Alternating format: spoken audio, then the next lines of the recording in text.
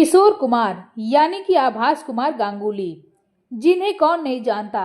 बॉलीवुड का वो मशहूर चेहरा जो इस दुनिया में ना रहने के बाद आज भी करोड़ों दिलों में धड़कता है। आभास कुमार गांगुली, जिनका जन्म 4 अगस्त 1929 को हुआ था। किशोर कुमार का जन्म बंगाली ब्राह्मण गांगुली परिवार में खंडवा मध्य प्रांत यानी कि आज के मध्य प्रदेश में आभास कुमार गांगुली के रूप में हुआ था। उनके पिता कुंजलाल गांगुली एक वकील थे और उनकी मां गौरी देवी एक धनी बंगाली ब्राह्मण परिवार से ताल्लुक रखती थीं। कुंजलाल गंगोपाध्याय को खंडवा के एक विस्तार गोखले परिवार ने अपना निजी वकील बनने के लिए आमंत्रित किया।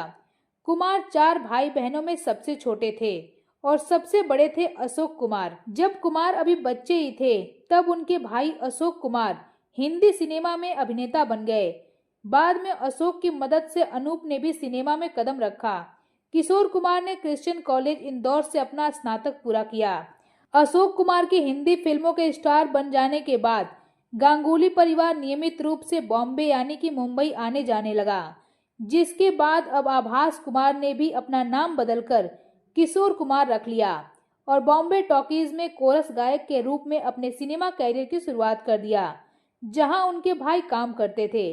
संगीत निर्देशक खेमचंद्र प्रकाश ने कुमार को फिल्म जिद्दी के लिए मरने की दुआएं क्यों मांगू गाने का मौका दिया। इसके बाद कुमार को कई अन्य कामों की पेशकश की गई, लेकिन कहा जाता है कि वह फिल्मी कैरियर को लेकर बहुत ज्यादा गंभीर नहीं थे। लेकिन 1949 आते आते वे बॉम्बे में बस गए। अपने कैरियर के शुरुआती दौर में कुमार केएल सहगल से बहुत ज्यादा प्रभावित थे और उन्होंने अपनी कुछ शुरुआती फिल्मों में उनकी गायन शैली की नकल की, लेकिन बाद में उन्होंने अपनी खुद की अनूठी शैली विकसित कर ली। कवि और संगीतकार रविंद्रनाथ टैगोर के प्रति उनके मन में काफी सम्मान था, जिन्होंने उन्हें कई तरह से प्रभावित किया। कुमार ने अपने कई गानों में एडलिंग का इस्तेमाल किया, जिनमें शामिल है ए दिल न होता बेचारा, जिंदगी एक सफर है सुहाना और चला जाता हूँ। यह शैली अंततः उनके गायन की एक अनिवार्य विशेषता बन गई, जो जिमी रॉजर और टेक्स मॉर्टन से प्रेरित थी। फिल्म हाफ टिकट में एक गीत आके सीधे लगी दिल पे के लिए संगीत निर्देशक सलील चौधरी के दिमाग में एक युगल गीत था और वे चाहते थे कि कुमार और लता मंगेशकर यह गीत गाएं, लेकिन उस समय लता मंगेशकर शहर में नहीं थीं और सलील चौधरी को उनके लौटने से पहले इस गीत को रिकॉर्ड करना था। इसलिए कुमार ने गीत के पुरुष और महिला दोनों भागों को खुद गाकर समस्या का समाधान कर दिया। युगल गीत वास्तव में प्राण और कुमार के लिए है, जो स्क्रीन पर एक महिला के रूप में तैयार हैं। यह ठीक निकला क्योंकि उन्होंने पुरुष और महिला दोनों की आवाज बेहतरीन गाया। संगीत निर्देशक एस डी वर्मन को कुमार की गायन प्रतिभा को पहचानने का श्रेय दिया जाता है। मसाल 1950 के निर्माण के दौरान बर्मन अशोक के घर गए, जहां उन्होंने कुमार को केएल सहगल की नकल करते हुए सुना।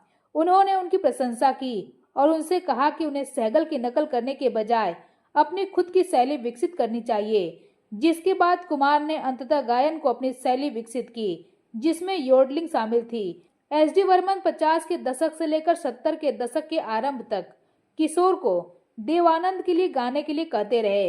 एस डी वर्मन ने उन्हें प्रशिक्षण दिया और कुमार को प्रोत्साहित किया, खासकर 50 के दशक के अंत और 60 के दशक के शुरुआत में, जिसके परिणाम स्वरूप कुमार भविष्य के वर्षों में एक महान गायक के रूप में विकसित हो गए। एक गायक के रूप में इस अवधि में कुमार ने कई संगीत निर्देशकों के साथ काम किए। संगीत निर्देशक श्री रामचंद्र ने भी गायक के रूप में कुमार की प्रतिभा को पहचाना। उन्होंने आशा के इना मीना डीका सहित गानों पर उनका सहयोग किया। 1968 में राहुल देव वर्मन ने कुमार के साथ फिल्म पड़ोसन के साउंड ट्रैक पर काम किया, जिसमें कुमार ने मेरे सामने वाली खिड़की में और कहना है गाया था। पड़ोसन एक कॉमेडी फिल्म थी, जिसमें किशोर एक नाटककार, संगीतकार, महमूद एक कर्नाटक संगीत और नृत्य शिक्षण और सुनील दत्त भोला भाला नामक एक साधारण व्यक्ति की भूमिका में थे। किशोर का किरदार उनके चाचा धनंजय बनर्जी एक शास्त्रीय गायक से प्रेरित था। सुनील दत्त और महमूद के बीच एक संगीत में हास्यपूर्ण द्वंद्व था। 1969 में शक्ति सामंत ने आराधना का निर्माण और निर्देशन किया। कुमार ने फिल्म में 3 गाने गाए, मेरे सपनों की रानी, कोरा कागज था ये मन मेरा और रूप तेरा मस्ताना। शक्ति सामंत ने सुझाव दिया कि कुमार अन्य गाने भी गाएं। जब फिल्म रिलीज हुई तो कुमार के 3 गानों ने उन्हें हिंदी सिनेमा के अग्रणी पार्श्व गायक के रूप में स्थापित कर दिया। कुमार ने रूप तेरा मस्ताना के लिए अपना पहला फिल्म फेयर पुरस्कार जीता। किशोर कुमार एक भारतीय पार्श्व गायक, संगीतकार और अभिनेता थे। उन्हें आधुनिक भारतीय संगीत और भारतीय उपमहाद्वीप के सबसे लोकप्रिय गायकों में से एक माना जाता है, जो अपनी योडलिंग और विभिन्न आवाजों से गीत गाने की क्षमता के लिए प्रसिद्ध थे। वह विभिन्न शैलियों में गाते थे, लेकिन उनकी कुछ दुर्लभ रचनाएं, जिन्हें क्लासिक्स माना जाता है, समय के साथ जैसे खो गईं। 2013 में कुमार को फिल्म फेयर पत्रिका द्वारा किए गए एक सर्वेक्षण में सबसे लोकप्रिय पुरुष पार्श्व गायक चुना गया। हिंदी के अलावा उन्होंने बंगाली, मराठी, असमिया, गुजराती, कन्नड़, भोजपुरी, मलयालम, ओडिया और उर्दू सहित कई अन्य भाषाओं में भी गाने गाए। उन्होंने कई भाषाओं में कुछ गैर फिल्मी एल्बम भी रिलीज किए, खासकर बंगाली में। उन्हें ऑल टाइम क्लासिक्स के रूप में जाना जाता है। उनके भाई और दिग्गज अभिनेता अशोक कुमार के अनुसार किशोर कुमार एक गायक के रूप में सफल थे, क्योंकि उनकी आवाज सीधे माइक से संवेदनशील बिंदु पर टकराती थी। उन्होंने 28 नामांकनों में से 8 सर्वश्रेष्ठ पुरुष पार्श्व गायक के लिए फिल्म फेयर पुरस्कार जीते और उस श्रेणी में सबसे अधिक फिल्म फेयर पुरस्कार जीतने और नामांकित होने का रिकॉर्ड भी अपने नाम बनाया। 1985 में मध्य प्रदेश सरकार द्वारा उन्हें लता मंगेशकर पुरस्कार से सम्मानित किया गया। 1997 में मध्य प्रदेश सरकार ने हिंदी सिनेमा में योगदान के लिए किशोर कुमार पुरस्कार नामक एक पुरस्कार की भी शुरुआत की। साल 2012 में उनका अप्रकाशित अंतिम गीत नई दिल्ली में लगभग 16 लाख रुपए में बिका। कुमार 1970-80 के दशक और 87 अपनी मृत्यु तक एक अग्रणी गायक रहे। कुमार ने अपने कैरियर में सबसे ज्यादा गाने राजेश खन्ना के लिए गाए। कुमार ने 92 फिल्मों में राजेश खन्ना पर फिल्माए गए 245 गाने गाए, जो गायक अभिनेता संयोजन के लिए एक नाबाद रिकॉर्ड है। किशोर कुमार ने राजेश खन्ना के लिए 245 गाने, जितेंद्र के लिए 202, अमिताभ बच्चन के लिए 131 और देव आनंद के लिए 119 गाने गाए। आर.डी. बर्मन ने 1970 के दशक में कुमार के साथ कई गाने रिकॉर्ड किए। हालांकि कुमार को शास्त्रीय संगीत में औपचारिक रूप से प्रशिक्षित नहीं किया गया था। किशोर कुमार ने कुल 4 बार शादी की। उनकी पहली पत्नी बंगाली गायिका और अभिनेत्री रूमा गुहा ठाकुर थीं। उनकी यह शादी 1950 से 1958 तक चली, जिसके बाद कुमार का अभिनेत्री मधुबाला के साथ संबंध मीडिया के ध्यान का विषय बन गया। मधुबाला ने कुमार के साथ उनकी होम प्रोडक्शन चलती का नाम गाड़ी और झुमरू सहित कई फिल्मों में काम किया। मधुबाला की बहन मधुर भूषण के अनुसार अभिनेता दिलीप कुमार के साथ मधुबाला के रिश्ते के खत्म होने के बाद मधुबाला का संबंध किशोर कुमार से हो गया, जो रूमा गुहा ठाकुर से तलाक ले रहे थे। चलती का नाम गाड़ी और हाफ टिकट के जरिए उनका प्रेम संबंध 3 साल तक चलता रहा। मधुबाला बीमार थी और इलाज के लिए लंदन जाने की योजना बना रही थी। उन्हें वेंट्रिकुलर सेप्टल डिफेक्ट यानी कि दिल में छेद था, जिसकी वजह से इस जोड़े ने 1960 में नागरिक विवाह किया। कुमार ने कथित तौर पर इस्लाम धर्म अपना लिया और अपना नाम बदलकर करीम अब्दुल रख लिया। कुमार के माता पिता को खुश करने के लिए इस जोड़े ने हिंदू रीति रिवाज से भी शादी किया।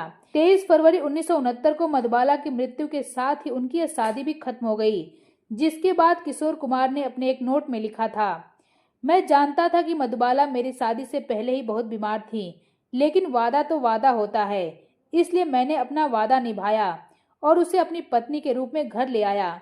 भले ही मुझे पता था कि वह जन्मजात हृदय रोग से मर रही थी। 9 साल तक मैंने उसकी देखभाल की। मैंने उसे अपनी आंखों के सामने मरते हुए देखा। आप कभी नहीं समझ सकते कि इसका क्या मतलब है, जब तक आप खुद इस दौरे से नहीं गुजरते। वह बहुत खूबसूरत महिला थी और उसकी मौत बहुत दर्दनाक तरीके से हुई। वह हताशा में चिल्लाती चिल्लाती और चिल्लाती रहती। इतना सक्रिय व्यक्ति 9 साल तक बिस्तर पर कैसे रह सकता है, और मुझे हर समय उसका मनोरंजन करना पड़ता। डॉक्टर ने मुझे यही करने को कहा था। मैंने उसकी आखिरी सांस तक यही किया। मैं उसके साथ हंसता था और मैं उसके साथ रोता भी था। कुमार एक एकाकी व्यक्ति थे। 1985 में प्रीतिशी नंदी के साथ एक साक्षात्कार में उन्होंने कहा कि उनका कोई दोस्त नहीं, वह इसके बजाय अपने पेड़ों से बात करना पसंद करते हैं। एक बार जब एक रिपोर्टर ने टिप्पणी किया कि वह कितने दिन तक अकेले होंगे, तो कुमार उसे अपने बगीचे में ले गए, वहां के कुछ पेड़ों के नाम बताए और उन्हें सबसे करीबी दोस्त के रूप में रिपोर्टर से मिलवाया। सितंबर 1987 तक किशोर कुमार ने संगीत निर्देशक द्वारा बनाए जा रहे गानों और धुनों से नाखुश होकर संन्यास लेने का फैसला लिया और वह अपने जन्म स्थान खंडवा लौटने की योजना बना रहे थे। जिसके बाद 13 अक्टूबर 1987 को अपने भाई अशोक कुमार के 76वें जन्मदिन पर शाम करीब 5 बजे उन्हें दिल का दौरा पड़ने से उनकी मृत्यु हो गई। उनके पार्थिव शरीर को दाह संस्कार के लिए खंडवा ले जाया गया। किशोर ने अपनी मृत्यु से एक दिन पहले अपना अंतिम गीत गुरु गुरु रिकॉर्ड किया था, जो बप्पी लाहिड़ी द्वारा मिथुन चक्रवर्ती और श्रीदेवी के लिए रचित फिल्म वक्त की आवाज के लिए आशा भोसले के साथ एक युगल गीत था। कुमार का अंतिम संस्कार जुलूस किसी गैर राजनीतिक फिल्मी हस्ती से सबसे बड़े जुलूस में से एक था, जिसमें Gauri Kunj, Bandra, Santacruz, linking road, Khar, Dharavi और चेंबूर के आरके स्टूडियो सहित बॉम्बे के विभिन्न मार्गों से लगभग 5,000 से 7,000 लोगों की भीड़ में शामिल थी। और जब उनका पार्थिव शरीर उनकी अंतिम इच्छा के अनुसार अंतिम संस्कार के लिए उनके गृह नगर खंडवा पहुंचा तो वहां अनुमानित भीड़ लगभग 1 लाख से 1.5 लाख के बीच थी। किशोर कुमार की मृत्यु के दिन उनकी अंतिम सांस लेने से पहले उनकी अंतिम पंक्तियों को याद करते हुए उनकी पत्नी लीला चंदावरकर ने कहा, 13 अक्टूबर की सुबह जिस दिन किशोर कुमार का निधन हुआ था, वे गहरी नींद में दिख रहे थे। जैसे ही मैं उनके पास गई, वे जाग गए और पूछा, क्या तुम डर गई? आज मेरी छुट्टी है। उस दिन घर पर उनकी कई मीटिंग थी। दोपहर के भोजन के दौरान उन्होंने मुझसे कहा, हम शाम को River of No Return film देखेंगे। थोड़ी देर बाद मैंने उन्हें अगले कमरे में फर्नीचर हिलाते हुए सुना।